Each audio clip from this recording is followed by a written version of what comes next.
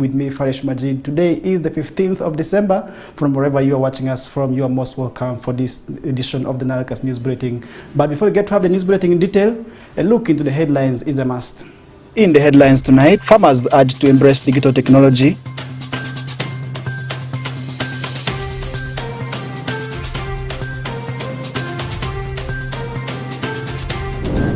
VHTs threaten to lay down tools over delayed payment of allowances.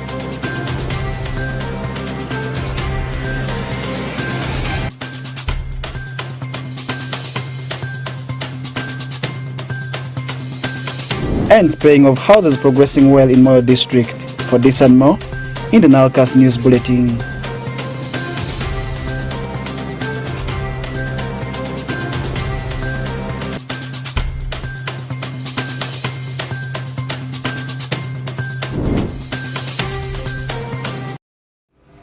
All right, welcome back once again. Thank you so much for joining us for the NILE CAST News Bulletin with me, Farish Majid. And to begin off with the news bulletin, farmers across the region have been urged to embrace digital technology, also known as agri-tech, so as to ease their works in doing their farming. The changes in technology with the development of farming applications and artificial intelligence have eased access to information as well as linking the farmers to various stakeholders. Take a look at the story. In a bid to boost farming across several African countries, Palm Corps, in partnership with World Hunger Health, developed the I Know Farm app, a mobile application that links the farmers to the customers, production officers, and other services. Today, the app developed under the 3-year project is already yielding results among the farmers, as it currently has over 24,000 users accessing information via the application, as it is targeting 50,000 users by the end of next year. Amute Darwin, the digital consultant at I Know Farm, implored the farmers to take up the use of the application since it's user-friendly and cost-effective. So we have value chains inside this app that teaches farmers how to grow their crops, where the animals, the best, and that is in any format: text, video.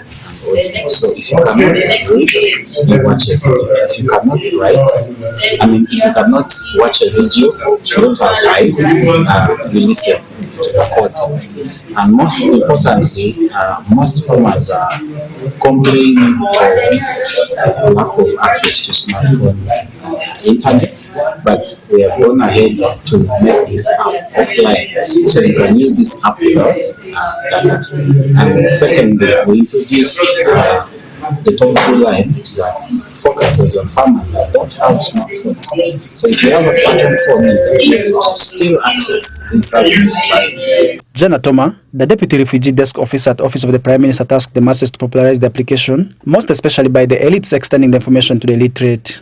And it is now going to be our responsibility to ensure that farmers make use of this technology. You are talking of language barriers for our farmers down there. And I'm talking more of the refugee context, our host community down there, who are a little bit literate. How do we help them make use of this application, of this app technology? I was talking of market linkages. They are crying of markets. The middlemen, the car was talking of. Right now, we're in the season of Sim. I was in Rhino Camp last week.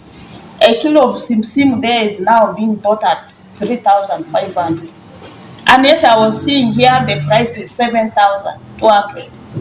How do we help the farmers make use of this just that they can reap and see the benefit of farming? Drabua Robert, the Deputy Project Manager, World Hunger Health, is however appreciative to the private sector for extending the agricultural services closer to the rural farmers through the use of the technology. When we don't have information, we don't have extension workers, we don't have access to market, we don't have access to inputs. One thing I have to appreciate is the private sector is so committed this time. Not the private sector of my time. Because I see now the doctor here, my colleague there, the homeopaths, they are moving and offering extension service. They are on the media. You meet them, you wonder who is facilitating them. But they appreciate that the farmers are also taking up this kind of thing. And the farmer is testifying that through the app we are linking up with this, and they call. So we are also finding it easy. So thank you for your commitment. And that is where the sustainability will come. Actually, sustainability is a collective responsibility, and everybody embraces, things will fall in line. Abdul Wahidi Josiga, the Human Resource Officer of Mon University, says that technology is the way to go, as he cautions those still hesitant to embrace it. Technology is best when it brings people together. And these apps are going to bring people together. We are hearing that it has permeated to Congo, Southern Sudan, and at the same time to Kenya. We have just also heard that there was an award from Dubai. How did they know? It therefore has reached the world. Digital transformation therefore is a critical journey and not a destination. It is no alternative. There is no alternative to digital transformation. Those that do not adopt it will fail, and will fail permanently. Allow me to take this opportunity, therefore. Sumaya Wazira, a student of agriculture at local Pio Hills Technical Institute in Ube District, says that she is hopeful to embrace the technology in farming. This is about field life. Yeah, those are the things I've learned from here. And the knowledge I possess from here, I can be able to transfer to field, like doing some extension work. Yeah, I'll be able to tell to the farmers that they are able to do this and that. Technology plays a vital role in agriculture, as it can link the farmers to access information on quality feeds, new farming trends and markets for their produce. Farish Majid, West Nile TV, NILE CAST. Welcome back, and more in the stories. The Association of the Village Health Teams, commonly known as the VHTs in Pakwach District, have threatened to lay down their tools following the delay by the Ministry of Health to pay for their allowances after concluding their recently net distribution exercise. Alfred Jawok has more on the story. The delay of payment by the government of Uganda has forced many VHTs to opt for private work like garden business to keep them busy, saying that the payment is unpredictable if no immediate solution is found. Ayerang Odakodit, chairperson of VHT's Pakwach Town Council, says the government has betrayed them by sending empty messages through mobile money accounts of the VHT members.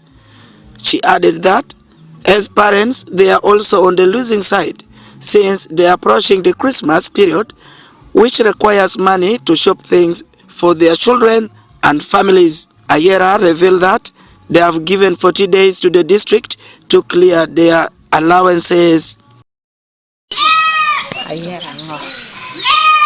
Ani shul eno sama wati mutishi wabega genya gibeshwali wa sente enta jikane wadaru yenga reo wachaka nwango message ushaka mondo iwa la bongo mondo iangoni account message mondo account la bongo show la bongo mondo gine kwa message mondo la bongo mondo account enke kin message ango anda chunyoga mochaka shwe ki message eno waga mochaka woto washide oya certificate ne adokwa chiwa signing rene chakre e jamwa signing de kadangone kadi message moko madok ishwaluwa kendo dongo pe don government e gipe parango pe wa VST NDA magira mungo kamiwa kudusente gono do makwa temangon wa mi malo don miti mutis government gibegi shwal danu moko bedu binu te igitis kakawa don nikom wang mapol go wate mutisi senda duogo mo sand gibegi mi iwango maber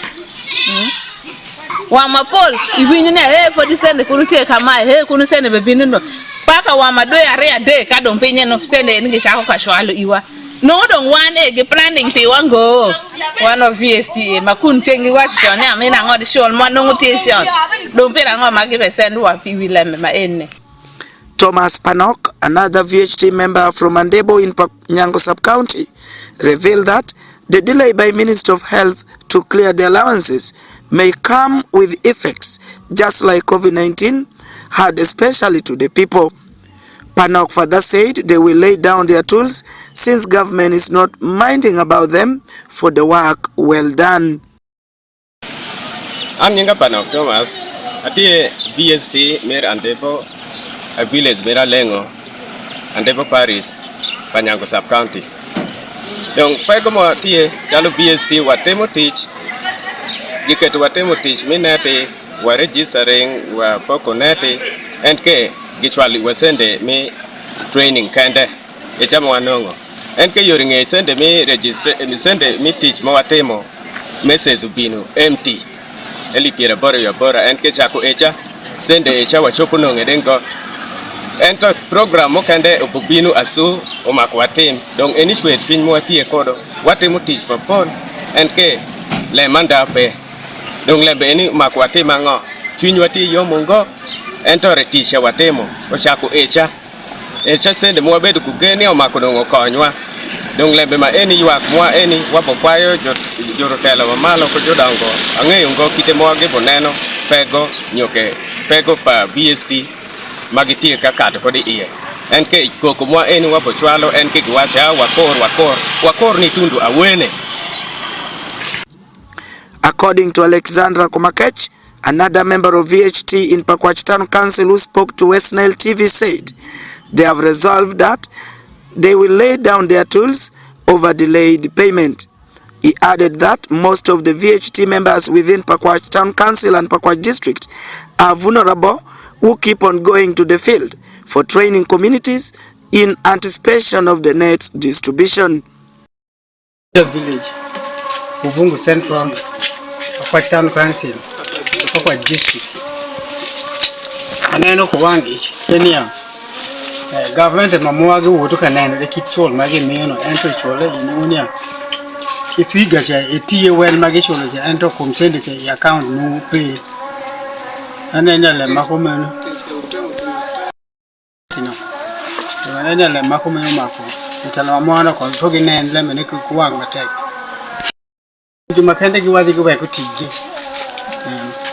komdomo gin madongi budoju gina doja mai no munia Timothy Miyubu, Kabiru Kama Initi, you materials at Rail Center for the GT, one material center 3, a mission. What are you doing in your deck? However, in response, Judith Kigezi, the acting district health officer Pakwach District, confirmed the delay in payment of the VHTs but appealed to them to be patient as they wait from the Minister of Health. Kigezi attributes the delay of payment to the Minister of Health, which contracted some entity to handle the payment of allowances of the VHTs. Kigezi. I am the Environmental Health Officer for Pakwach District Local Government, sitting in for DHO.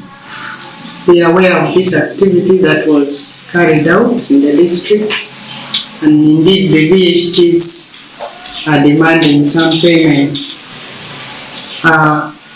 The service provider contracted to handle payments actually sent messages because payments were supposed to be made through e-cash. So these messages were received by VHTs on their phone, but they were empty messages without the cash. We have made different follow-ups through the different structures. The office of the RDC has done the same, the office of the DHO has done the same, and CAL. So we are very sure that this payment will be made, as we have also got assurance from Ministry of Health. I want to urge them to be patient, that in the due course this money will be received. Thank you. Recently, government distributed treated mosquito nets to curb out the spread of malaria through mosquito bites across the country, but more efforts should be done to sensitize the masses on the good use of the nets, as many have diverted it to construct grass-thatched houses in some villages. Alfred Jawok, West Nile TV, Nile Cast. Welcome back, and in case you're just joining us right now, you're also most welcome aboard. And to continue with the news bulletin, Moyo District Health Department has managed to spray close to 11,000 households in a space of 9 days, making a staggering 29.8% progress rate in the indoor residual exercise aimed at reducing malaria prevalence in the district. This revelation was made by Mr. Edema Michael Nyaraga, the District Vector Control Officer, Moyo District, during a visit recently. Okumu Dominic has more on the story. The indoor residual spray exercise, which began on the 5th of this month, is expected to last for 21 days, and the exercise, according to the Ministry of Health guidelines, is expected to cover all the households in the district. Mr. Edema Michael Nyaraga, the District Vector Control Officer, said the district is not performing badly in the indoor residual spray exercise, adding that they had a target of 35,472 households and managed to spray close to 11,000 houses within a space of 9 days, giving a percentage of 29.8%. He, however, said they have engaged the pump sprayers to speed up the process so that malaria prevalence rate can be reduced in the district. When asked on whether there will be any chance for spraying those households who might have missed the exercise due to work and being away from home, Mr. Nyaraga said those who might have missed the exercise can still be helped, especially if they come within the Ministry of Health stipulated days. He adds that they have not received cases of people refusing the exercise, meaning the public are embracing the indoor residual spray exercise in the district. So far, we are not moving back. When you look at our indicator expected of us by Ministry of Health, we have a target of 35,472. We sprayed for the 9 days. We sprayed 10,271 houses. We used 3,182 bottles of acrylic insecticide. Our insecticide usage rate is 3.2%, and we have average of houses sprayed by spray operator per day is 18. And our spray days is 9, and so far our progress is 28.9%. This is we think this is good because the spray operators are supposed to spray for 24 days, and we expect them to cover 25% in 6 days, but at least 3.9 for the 3 days has added to 9 days, so meaning our progress is not bad, but we intensify the field operations to ensure they increase their speed, so that with the challenges we on the ground we will still have opportunity to do better than this. Mr. Mawadri Fred, one of the residents within Moyo Town Council, lauded the pump sprayer who sprayed his house for a job well done, saying the exercise killed all the insects in his house, and therefore urged those who are hesitant about the exercise not to hesitate. The team that sprayed the mosquitoes when they arrived at my home, I realized what the person was doing was very excellent. I said excellent because the mosquito and the insect, every insect that was in the house, they all died. I mean, none of insect or mosquitoes escaped, so they all died. Because of that, I conclude by saying the spray that was done in my house, it was very perfect. The viewers who are listening, maybe who are taking the spray, the process of spreading the mosquitoes in a negative aspect, they shouldn't hesitate, but let them accept it to be sprayed so that it reduces the rate of malaria and some other infections that is being carried by other insects. Mrs. Atimaku Beatrice, a resident of Edua village, said after her house was sprayed last night. She slept without mosquito net, and to her surprise, she didn't hear and get any mosquito bite in the night. She urged those whose houses have not been sprayed to ensure that their houses are sprayed to avoid spending money later on treating malaria. Erwa de amasu ke buiteng bepelere tastili teresa kodra ango iniaga enete korsa de mumu chalit sama koro meso mumwe to ara isa koro ana bati Yesu jadi biawa kole Yesu yarane o baka ike o bia ya jo anera ado sikonye suwa toto eavo stele kole ane ko yaerwa kana mo to ane beka koro sikiswa mumu yasianera to mumu to ane obe koro mumu ko kwe. The government of Uganda, in collaboration with the United States government, President's Malaria Initiative (PMI) and Global Fund, have been implementing the indoor residual spray (IRS) in selected high-burden districts in Uganda since 2009. However, in the West Nile region, the National Malaria Control Division launched the indoor residual spray on the 8th of September 2022 during an advocacy meeting in Moyo district. This scale brought on board 9 West Nile districts of Adjumani, Arua, Koboko, Madiokolo, Maracha, Terego, Yumbe, Obongi, and Moyo. I'm Dominic Anthony Okumo for West Nile TV, Nile Cast.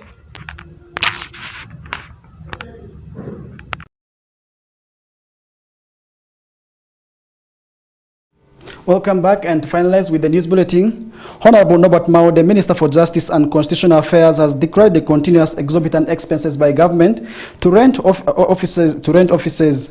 Mao was the chief guest during the groundbreaking ceremony at Arua City, and Frederick Dramadri compiled the story.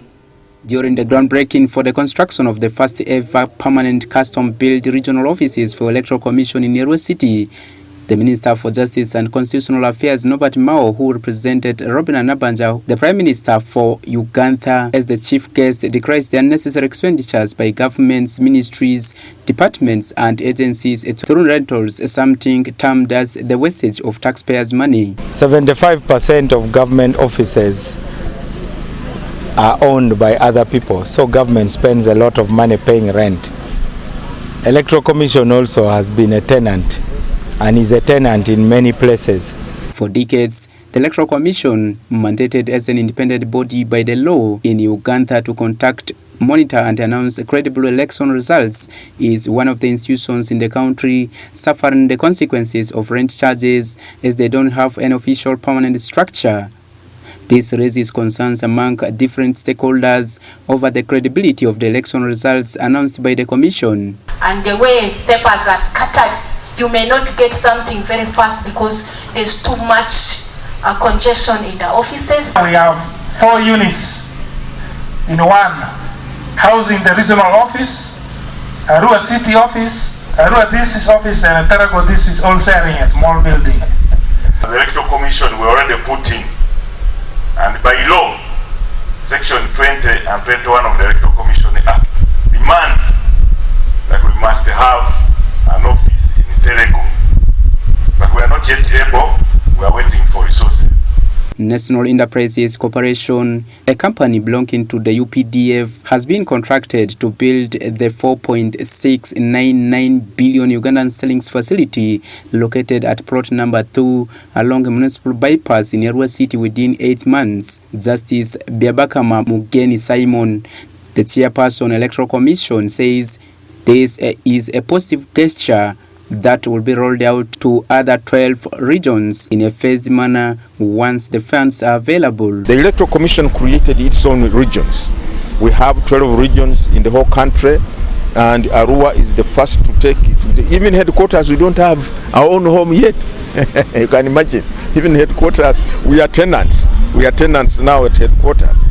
So Arua is the people of Arua and West Nile region as a whole are very privileged and blessed to have the first EC home constructed in this area. Currently, Uganda has 146 districts, including cities, with over 71,000 villages that the Commission has grouped into 12 operational regions to help in conducting her businesses at ease. Frederick Tamadri, West Nile TV, NILE CAST.